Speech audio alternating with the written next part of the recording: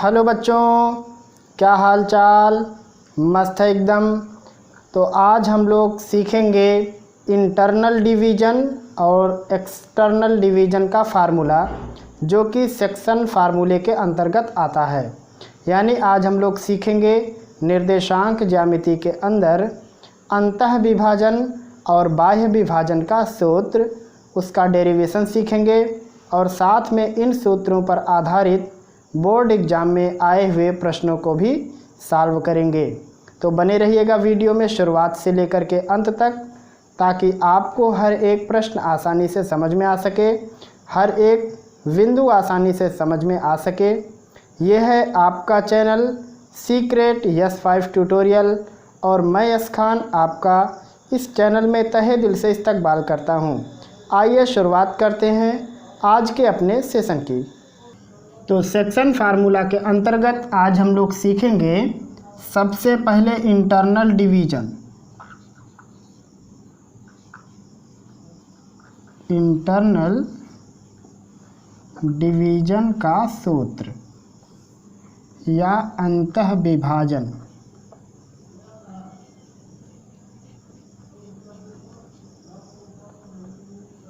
हम लोग सबसे पहले अंतः विभाजन का सूत्र देखेंगे कि कैसे ये प्रूफ होगा। तो देखो, अंतः विभाजन का मतलब क्या होता है कि अगर दो पॉइंट हों, जैसे मान लो एक पॉइंट है ए और एक पॉइंट बी। ए का मान लो निर्देशांक है x1 y1 और बी का निर्देशांक है x2 y2। इंटरनल डिवीज़न कहने का मतलब है कि इन दोनों पॉइंट के बीच में कोई तीसरा पॉइंट होगा। जैसे मान लो ये पॉइंट है सी।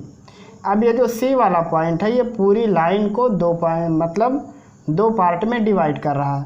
मान लो पहले वाले का लेंथ है m1 और दूसरे वाले का लेंथ है m2। तो यहाँ m1 और m2 के बीच में जो अनुपात होगा इसको कहते हैं अंतः विभाजन का अनुपात। हमेशा ये जो m1 होगा ये x1 वाले निर्देशांक के करीब होगा, m2 x2 वाले निर्देशांक के करीब होगा। वहीं अगर ये बिंदु इस लाइन के बाहर होता तब इसको कहते हैं बाह्यतः विभाजन। तो शायद आप ये अंतः विभाजन वाली ये पॉइंट में m1 और m2 के बारे में शायद आप समझ गए होंगे। जैसे अगर मान लो हम कहें ये पूरी एक लाइन है 10 सेंटीमीटर की और इसमें एक पॉइंट है C, और ये C इस प्रकार से इसको डिवाइड करता है कि यहाँ पे 4 सेंटीमीटर और यहाँ पे 6 सेंटीमीटर का लेंथ आता है। तो हम लोग कहेंगे कि ये जो 10 सेंटीमीटर वाली लाइन है ये 4:6 के अनुपात में डिवाइड हो गई है। तो आइए अब हम लोग इसका फार्मूला ड्राइव करके देखते हैं कि अगर हमको दो पॉइंट दिए हुए हैं तो उनके अंतः विभाजन का हम लोग सूत्र कैसे निकालेंगे। इसके लिए हम लोग सबसे पहले बनाते हैं एक लाइन और इसको कह देते हैं ए बिंदु और इसको कह देते हैं बी बिंदु।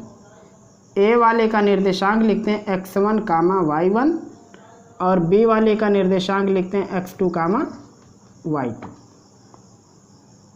और ये है ग्राफ हमारा, यानी x अक्ष और y अक्ष। इस प्रकार से अब यहाँ x1 कहने का मतलब है कि ये बिंदु मूल बिंदु से x1 वाले लेंथ पर है, और इस x2 कहने का मतलब क्या है कि ये मूल बिंदु से x2 वाले लेंथ पर है।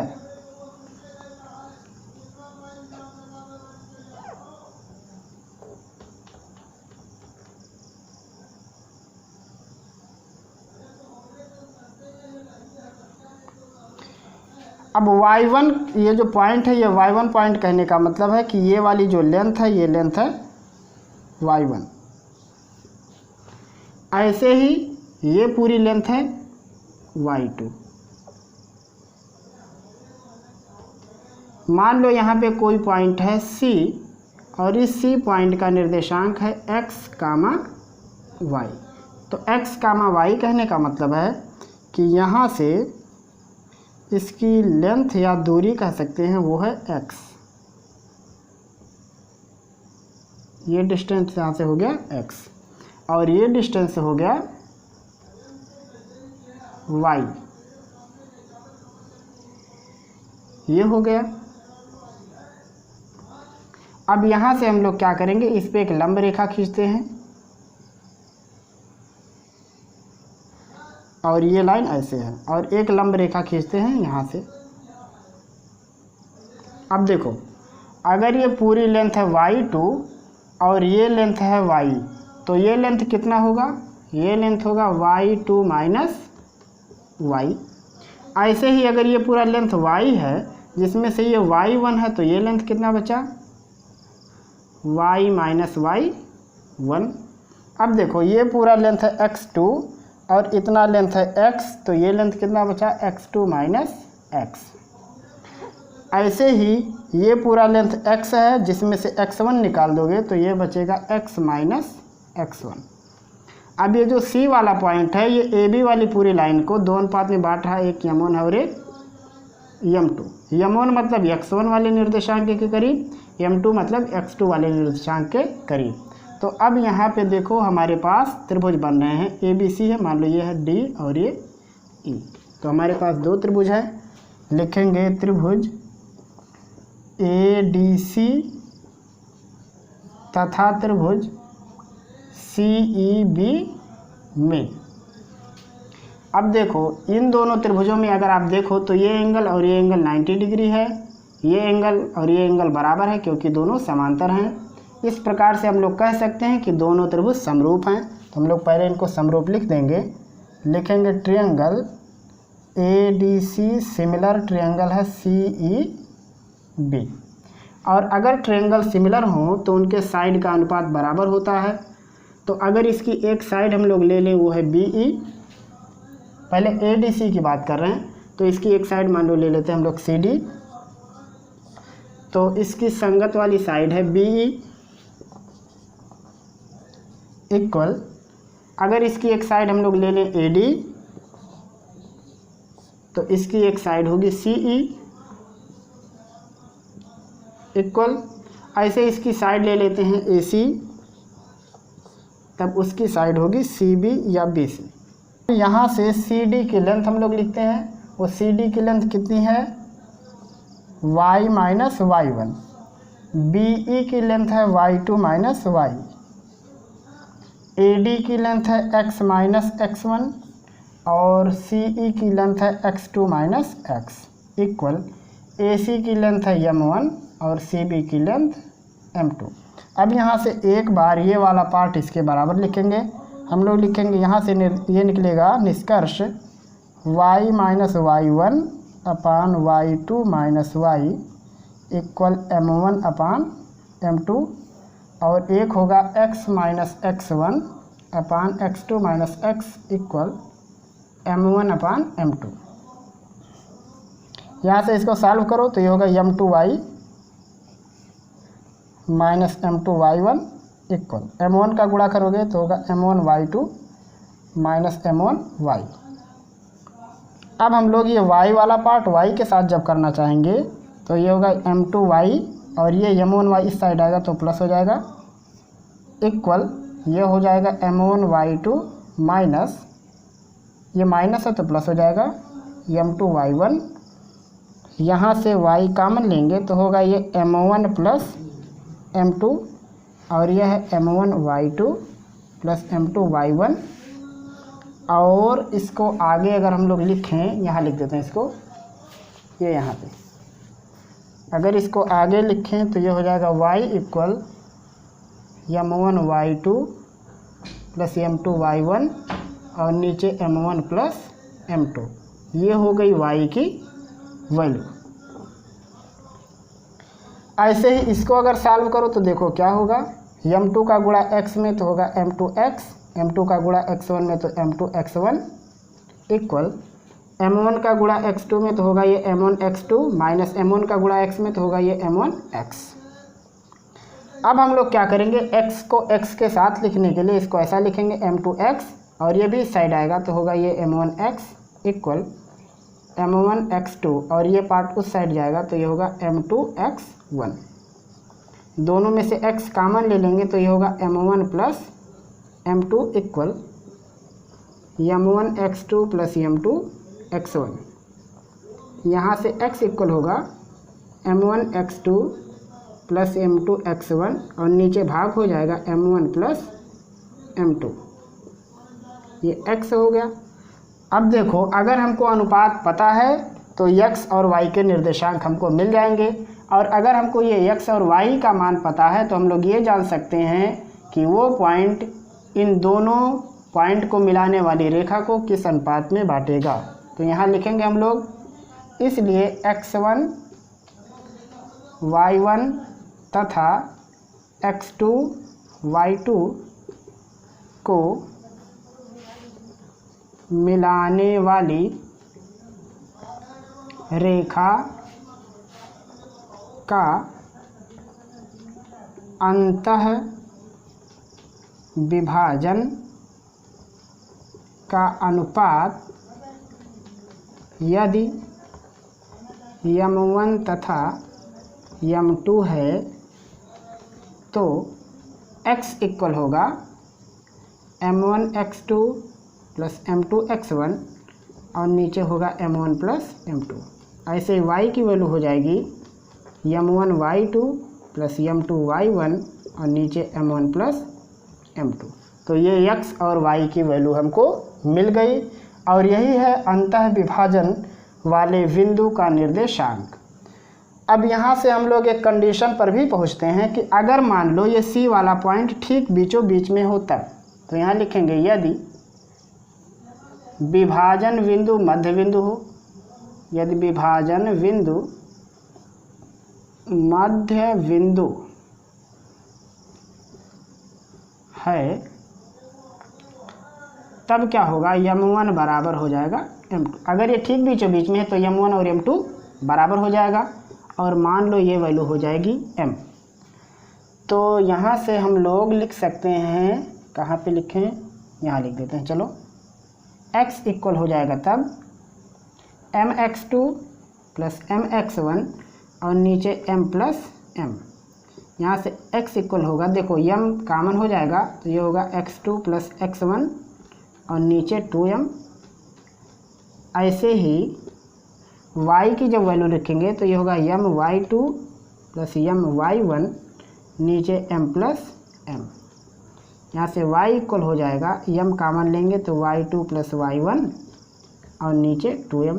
m से m इधर कट जाएगा, m से m इधर कट जाएगा, तो यहाँ से x की वैल्यू आएगी x1 प्लस x2 बाई 2, और यहाँ y की वैल्यू आएगी x1 प्लस x2 बाई 2। मतलब निष्कर्ष क्या निकला कि अगर हमको मध्य बिंदु का निर्देशांक निकालना है तो x इक्वल हो जाएगा x1 प्लस x2 बाई 2 और y इक्वल हो जाएगा y1 प्लस y2 बाई 2। ये हमको यहाँ से दो निष्कर्ष मिल गए।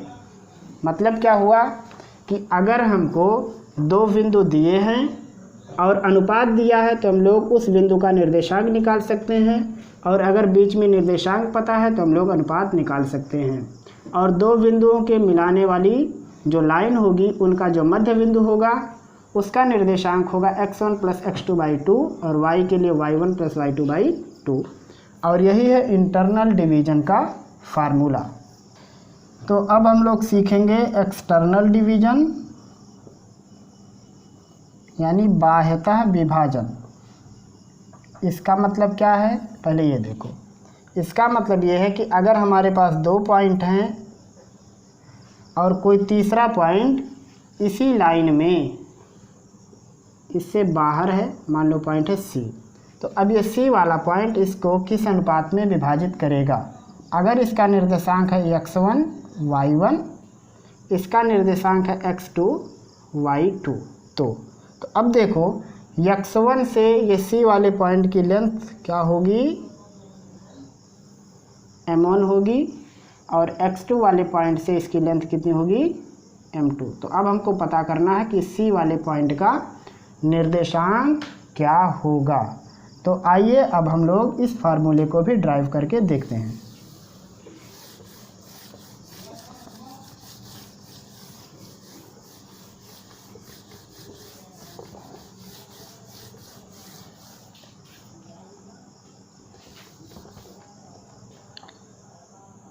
मान लो हमारे पास ऐसे दो पॉइंट हैं, एक है ए और एक बी, और एक पॉइंट यहाँ पे है सी। यहाँ ये यहाँ लिख देते हैं, ये बी हो गया, ये सी हो गया और ये हो गया ए। ए का निर्देशांक है x1 y1, बी का निर्देशांक x2 y2 और सी का निर्देशांक x, y। और हमारे पास यहाँ है उसका ग्राफ, ये x और ये y। x1 y1 कहने का मतलब है कि इसकी मूल बिंदु से x एक्सिस की दूरी है x1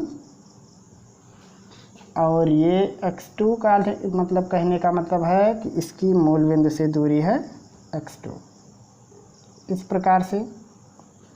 और यहाँ पे x है तो इसकी मूल बिंदु से दूरी कितनी है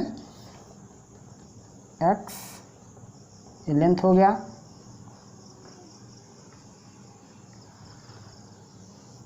ये वाली लेंथ हो गई y1, ये पूरी लेंथ y2 और ये पूरी लेंथ y। यहाँ से एक लंब यहाँ से खींचते हैं तो अब देखो ये पूरी लेंथ x2, ये पूरी लेंथ x1, तो ये लेंथ हो गया x2 माइनस x1। ऐसे ही एक लंब यहाँ से यहाँ खींचते हैं तो अब देखो ये पूरा लेंथ x, यहाँ से x2, तो ये हो जाएगा x माइनस x2। अब इस लेंथ की बात करते हैं, ये पूरी लेंथ है y2, ये y1, तो ये हो जाएगा y2 माइनस y1। ये पूरी लेंथ y है और ये है y2, तो ये हो जाएगा y माइनस y2। तो ये सभी लेंथ हमको मिल गए। तो अब ए बी सी मान लो ये है डी और ये ई। तो अब देखो फिर से यहाँ पे दो समरूप त्रिभुज हैं, तो लिखेंगे हम लोग triangle A D B similar triangle B E C. अब अगर ये सिमिलर हैं तो इनके साइड का अनुपात बराबर होगा। तो ए डी बी में मान लो एक साइड है बी डी और इसका बेस है ए डी, ऐसा लिख सकते हैं। या फिर इस प्रकार से लिख सकते हैं कि इसकी साइड जब बी डी उठाएं तो इसकी साइड क्या लेनी पड़ेगी हमको, सी ई। फिर इसकी एक साइड अगर हम लोग लेते हैं ए डी, तब उसकी साइड लेनी पड़ेगी हमको बी ई। ऐसे इसका एक साइड अगर हम लोग लेंगे ए बी, तब उसकी साइड कौन सी होगी, बी से। मतलब ये वाला साइड बटे इसके, फिर ये साइड इसके बटे, फिर ये साइड उसके बटे। अब यहाँ से देखो सबकी लेंथ बी डी की लेंथ है y2 माइनस y1, सी ई की लेंथ है y minus y2, A D की लेंथ x2 माइनस x1 और बी ई की लेंथ है x minus x2 equal A B. अब ये देखो ये यहाँ से C वाले पॉइंट की दूरी है m1 और B से C की दूरी है m2। तो A से B की दूरी कितनी होगी, m1 माइनस m2। तो जहाँ AB है वहाँ आपको लिखना है m1 माइनस m2 और जहाँ BC है वहाँ आपको लिखना है m2। तो एक बार ये पार्ट इसके बराबर कर दो तो लिखेंगे इस प्रकार से कि y2 माइनस y1 अपान y minus y2 equal m1 minus m2 बटे m2। गुणा करो m2 का y2 में तो ये होगा m2 y2 minus m2 y1 equal y का जब इधर गुणा करेंगे तो होगा ये y m1 माइनस m2। फिर y2 का जब गुणा करेंगे तो होगा ये माइनस m1 y2 और minus minus plus m2 y2। तो ये m2 y2 कैंसिल हो जाएगा, तो यहाँ बचेगा minus m2 y1 equal y m1 minus m2 और फिर माइनस m1 y2।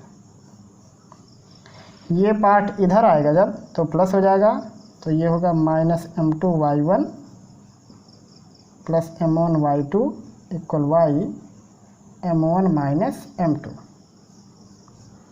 और ये हो जाएगा y m1 minus m2 equal, इसको लिख सकते हैं हम लोग m1y2 प्लस m2y1, यहाँ से y इक्वल होगा m1y2 प्लस m2y1 और नीचे हो जाएगा m1 माइनस m2। तो ये आ गया y का निर्देशांक जब पॉइंट हमारा दोनों बिंदुओं से बाहर होगा। इसी प्रकार हम लोग इसको भी सॉल्व कर सकते हैं। तो लिखेंगे x2 माइनस x1 अपान x minus x2 equal m1 minus m2 अपान m2। गुणा करेंगे तो ये हो जाएगा m2 x2 minus m2 x1, यहाँ से गुणा करेंगे तो होगा ये x m1 minus m2 minus m1 x2 plus ये हो जाएगा m2 x2। तो m2 x2 उधर और m2 x2 इधर कैंसिल हो जाएगा, तो ये होगा minus m2 x1 equal x m1 minus m2 minus m1 x2। इसको इस साइड लाओगे तो प्लस हो जाएगा, तो ये होगा m2 x1 plus m1 x2 equal x m1 minus m2। तो यहाँ से x की वैल्यू कितनी होगी, ये यहाँ लिख देते हैं। यहाँ से x की वैल्यू होगी m1 x2, इसको पहले इसको बाद में, माइनस m2 x1 अपान m1 माइनस m2। तो ये आ गई x की वैल्यू और यहाँ पे है y की वैल्यू। तो इस प्रकार से हमको दो निर्देशांक मिल गए। जब कभी भी दो बिंदुओं को विभाजित करने के लिए तीसरा बिंदु आएगा और वो बिंदु बाहर होगा, तो हमेशा दोनों बिंदुओं के निर्देशांक के लिए x की वैल्यू होगी m1 x2 minus m2 x1 अपान m1 माइनस m2। y की वैल्यू होगी m1 y2, ये सॉरी यहाँ माइनस रहेगा, माइनस m2 y1 अपान m1 माइनस m2। और अगर हम लोग अंतः विभाजन देखेंगे, मतलब वो पॉइंट अगर बीच में होगा तो ये दोनों चिन्ह प्लस होंगे। तो शायद आप ये इंटरनल डिवीजन का फार्मूला और एक्सटर्नल डिवीजन का फार्मूला कैसे प्रूफ हुआ है समझ में आ गया होगा। अब आइए हम लोग इन दोनों फार्मूलों पर आधारित बोर्ड एग्जाम में पूछे गए प्रश्नों को सॉल्व करते हैं। एग्जाम्पल नंबर 1, उस बिंदु के निर्देशांक ज्ञात कीजिए जो बिंदुओं -1, 7 और 4, -3 को मिलाने वाली रेखाखंड को 2:3 के अनुपात में विभाजित करती है। तो यहाँ पे देखो आपके पास दो पॉइंट हैं और आपको अनुपात पता है, आपको उस पॉइंट का निर्देशांक निकालना है, मतलब आपको x और y की वैल्यू निकालनी है। तो सबसे पहले आप लिखोगे x1, वो x1 कितना है -1, y1 लिखेंगे वो है 7, x2 की वैल्यू है 4 और y2 की वैल्यू है -3, m1 की वैल्यू है 2 और m2 की वैल्यू है 3। आपको x निकालना है तो x इक्वल होगा m1 x2 m2 x1 बटे m1 प्लस m2। जब आपको y निकालना है तो ये होगा m1 y2 plus m2 y1 और m1 प्लस m2। यहाँ से m1 की वैल्यू कितनी है 3 है, x2 की वैल्यू 4 है प्लस m2 की वैल्यू, ये सॉरी यहाँ पे गलती हो रही थोड़ी सी, m1 की वैल्यू है 2 और x2 की वैल्यू है 4 प्लस m2 की वैल्यू 3, x1 की वैल्यू -1 अपान m1 प्लस m2 मतलब 2 प्लस 3। और इसको अगर देखा जाए तो m1 की वैल्यू 2 है, y2 की -3 प्लस m2 की 3 और y1 की 7, नीचे m1 प्लस m2 मतलब ये 2 प्लस 3। ये हो जाएगा 2 का गुणा 4 में 8, 3 का गुणा 1 में 3, नीचे 2 3 5, ये 8 में से 3 जाएगा 5 और 5/5 का मतलब 1 और ये होगा 2 तिहाई 6 3 7 21/5 और 21 में से 6 जाएगा तो आएगा ये 15/5 बराबर 3। तो यहाँ से x की वैल्यू हो गई 1 और यहाँ y की वैल्यू हो गई 3। तो लिखेंगे इसलिए बिंदु का निर्देशांक, पहले x लिखना तो वह है 1, फिर y लिखना वो है 3। तो लिखेंगे यही है। इसका मतलब ये हुआ कि इन दोनों पॉइंट को ये वाला पॉइंट 2:3 के अनुपात में विभाजित करता है। तो शायद आप ये एग्जाम्पल नंबर 1 समझ गए। ये आपके 2019 में सेट 1 822 AV के प्रश्न पत्र में था। अब हम लोग लगाएंगे एग्जाम्पल नंबर 2। एग्जाम्पल नंबर 2, वह अनुपात ज्ञात कीजिए जिसमें बिंदु P 3/4, 5/12, बिंदुओं A 1/2, 3/2 और बिंदु B 2, -5 को मिलाने वाली रेखाखंड को विभाजित करता है। तो देखो प्रश्न में क्या है कि 2 पॉइंट है, एक है A और एक है B। A का निर्देशांक है 1/2 और 3/2, B का निर्देशांक है 2, -5 और इसी बीच में कोई पॉइंट है P, उसका निर्देशांक है 3/4, 5/12। तो कह रहा है इस P वाले पॉइंट का ये जो निर्देशांक है, या कह सकते हैं जो P वाला पॉइंट है, ये पूरी लाइन को किस अनुपात में विभाजित करता है, यानी आपको m1/m2 की वैल्यू निकालनी है। तो अब देखो यहाँ पे आपको क्या क्या पता है। यहाँ पे आपको पता है x1, वो x1 कितना है 1/2, आपको पता है y1 वो है 3/2, x2 की वैल्यू है 2, y2 की वैल्यू है -5। आपको m1 और m2 निकालना है क्योंकि ये पता नहीं है, और आपको x की वैल्यू पता है वो है 3/4 और आपको y की वैल्यू पता है वो 5/12। तो सिंपल में आप x और y की वैल्यू जानते हैं तो x और y का फार्मूला लगा दो, किसी एक से ही आ जाएगा। x इक्वल होता है m1 x2 m2 x1 और m1 + m2। x की वैल्यू है 3/4 इक्वल m1 नहीं पता है, x2 ये है 2 + m2 ये भी नहीं मालूम, x1 है 1/2, नीचे m1 + m2। गुणा कर दो तिरछा तो ये हो जाएगा 3m1 + 3m2 इक्वल, इधर से जब गुणा करोगे तो 2 चौको 8m1 हो जाएगा और इधर से गुणा करोगे तो 2 से 4 कट जाएगा। देखो ऐसे होगा, m2 हाफ है और 4 से जब गुणा करोगे तो 2 दूनी 4, यानी ये हो जाएगा 2m2। अब करना क्या है, m1 को एक तरफ m2 को एक तरफ, तो इधर से जब ये m1 आएगा तो ये हो जाएगा 3m1 - 8m1 equal 2m2 - 3m2। आगे होगा 3 में से 8 घटाएंगे तो आएगा -5m1 इक्वल 2 में से 3 जाएगा तो आएगा -m2, माइनस माइनस कैंसिल, यानी हो गया 5m1 इक्वल m2। यहाँ से लिख सकते हैं इसको 5m1/m2 इक्वल 1 और यहाँ से होगा ये m1/m2 इक्वल 1/5, या लिख सकते हैं m1/m2 इक्वल 1/5। और यही है आपके प्रश्न का सलूशन, यानी P वाला पॉइंट इस पूरी लाइन को 1:5 के अनुपात में विभाजित करता है। ऐसे ही अगर आप y वाला रख के लगाते तब भी आपका जवाब यही आता। तो आप किसी भी एक से सॉल्व करोगे, पहुंच जाओगे अपने सलूशन तक। यही है आपके एग्जाम्पल नंबर 2 का सलूशन। एग्जाम्पल नंबर 3, वह अनुपात ज्ञात कीजिए जिसमें बिंदुओं A 5, -6 और B -1, -4 को मिलाने वाली रेखाखंड को y अक्ष विभाजित करता है। इस विभाजन बिंदु के निर्देशांक भी ज्ञात करो।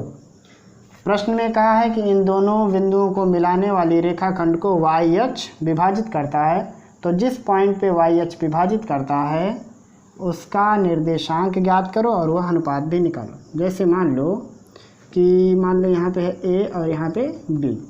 ए का निर्देशांक 5 -6 और बी का -1 -4, कुछ इस प्रकार से है। वैसे इमेज बनाओगे तो कहीं और बनेगा क्योंकि निगेटिव है तो सब इधर उधर रहेंगे। खैर हमने माना कि यहाँ ए है, यहाँ बी और यहाँ से वाई एच जा रहा है।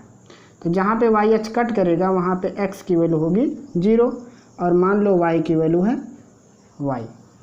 तो अब हमको क्या निकालना है कि ये वाला m1 कितना है और ये m2, या कह सकते हैं m1/m2 की वैल्यू निकालनी है और इस पॉइंट का निर्देशांक भी निकालना है। तो हम लोग लिखेंगे बिंदु ए वो कितना है 5 -6 तथा बिंदु बी -1 -4 को वाई अक्ष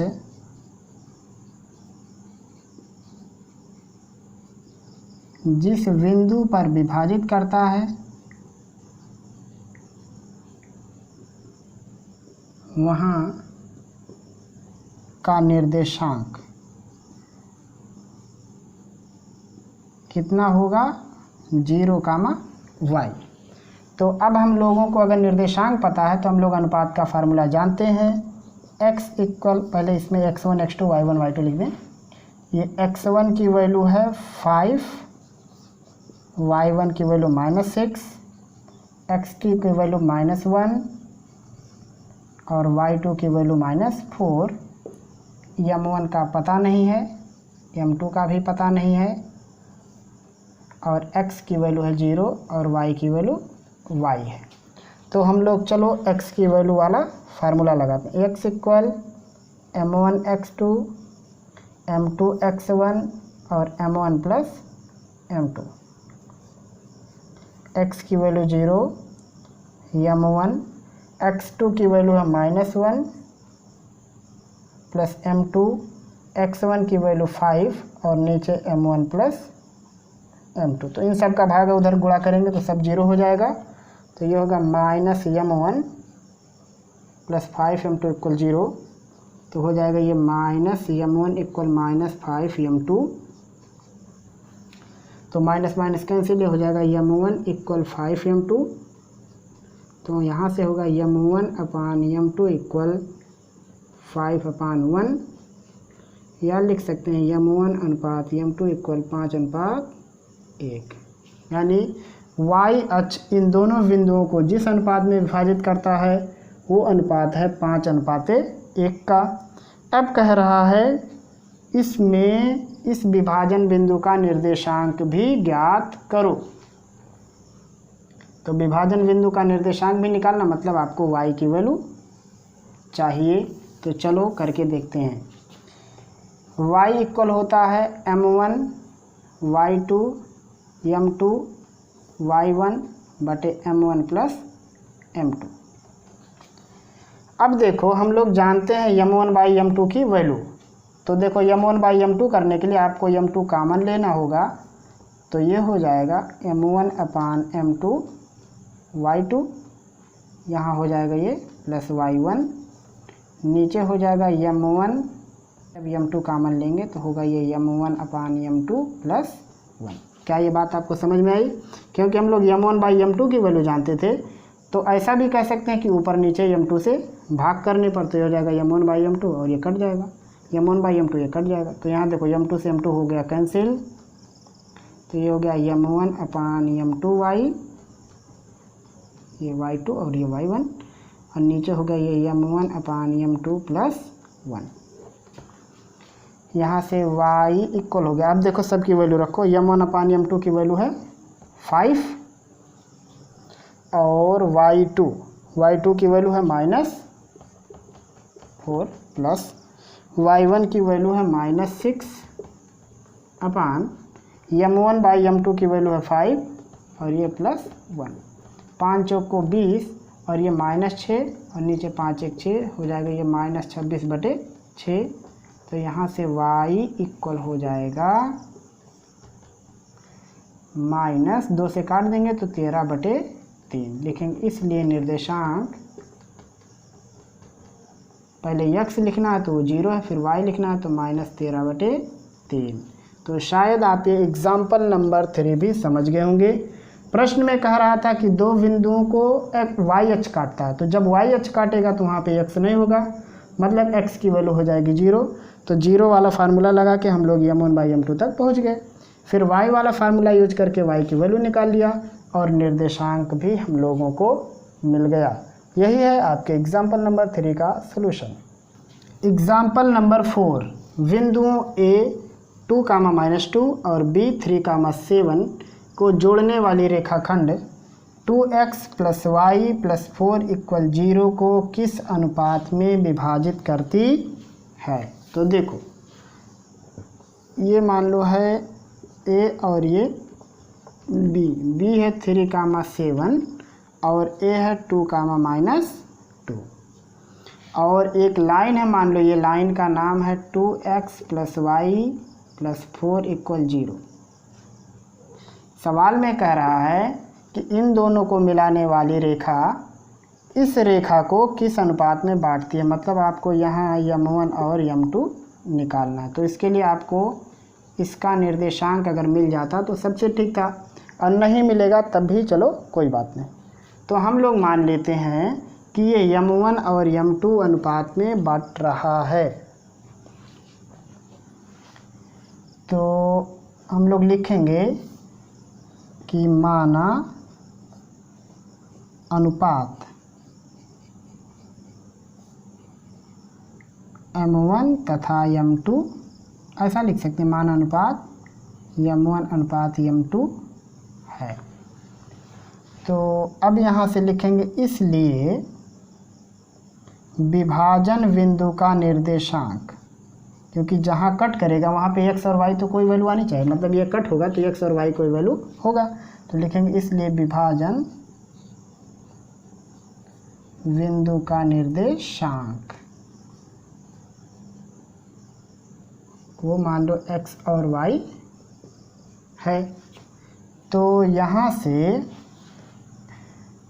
x की वैल्यू कितनी होगी, वो होगी m1 x2 m2 x1 और नीचे m1 + m2। अब देखो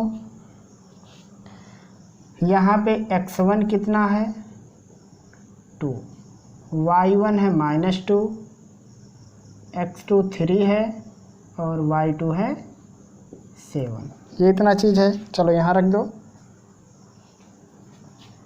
तो अब यहाँ से ये हो जाएगा, m1 की जगह पे कितना लिखेंगे, कुछ नहीं, x2 की जगह पे 3 प्लस m2 की जगह पता ही नहीं है, x1 की जगह पे 2 और नीचे हो जाएगा ये m1 + m2। यहाँ से ये हो गया 3m1 + 2m2 बटे m1 + m2 और ये वैल्यू आ गई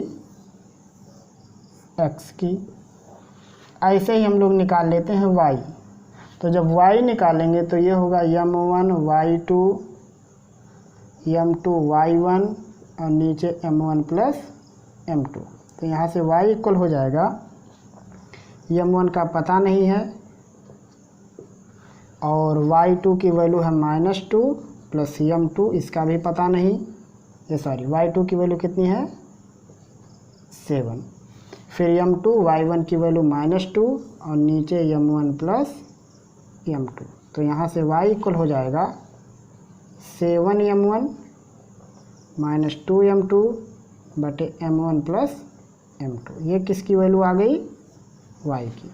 मतलब ये हुआ कि इस पॉइंट का हमको मिल गया निर्देशांक। अब बताओ कि ये जो पॉइंट है, क्या ये पॉइंट इस लाइन पे नहीं है, तो आप कहोगे बिल्कुल है। तो अगर ये वाला पॉइंट 2x + y + 4 = 0 पे है तो इसको संतुष्ट भी करेगा। तो लिखेंगे इसलिए x = 3m1 + 2m2 अपान m1 + m2 तथा y = 7m1 - 2m2 अपान m1 + m2 रेखा 2x + y - 4 = 0 पर स्थित है। देखो हमने जो शुरुआत में प्रश्न लिखा था उसमें +4 लिख दिए थे, जो कि गलती से हो गया था। रियल में वो प्रश्न में जो है वो -4 है, मतलब वो बुक की मिस प्रिंटिंग थी, जिसको मैं भी ध्यान नहीं दिया, उसके लिए क्षमा कीजिए। तो अब बताओ कि x और y की वैल्यू अगर हमको मिल गई तो वो वैल्यू इसमें हम लोग रख सकते हैं क्योंकि स्थित है।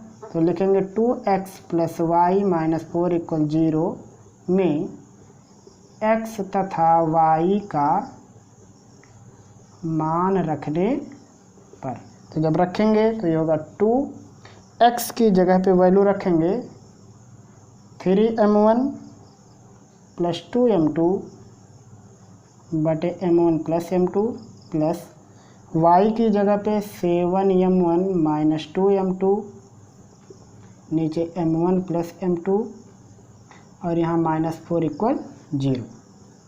अंदर गुणा करेंगे होगा ये 6m1 + 2m2 + 7m1 - 2m2 और सबके नीचे m1 + m2 -4 = 0।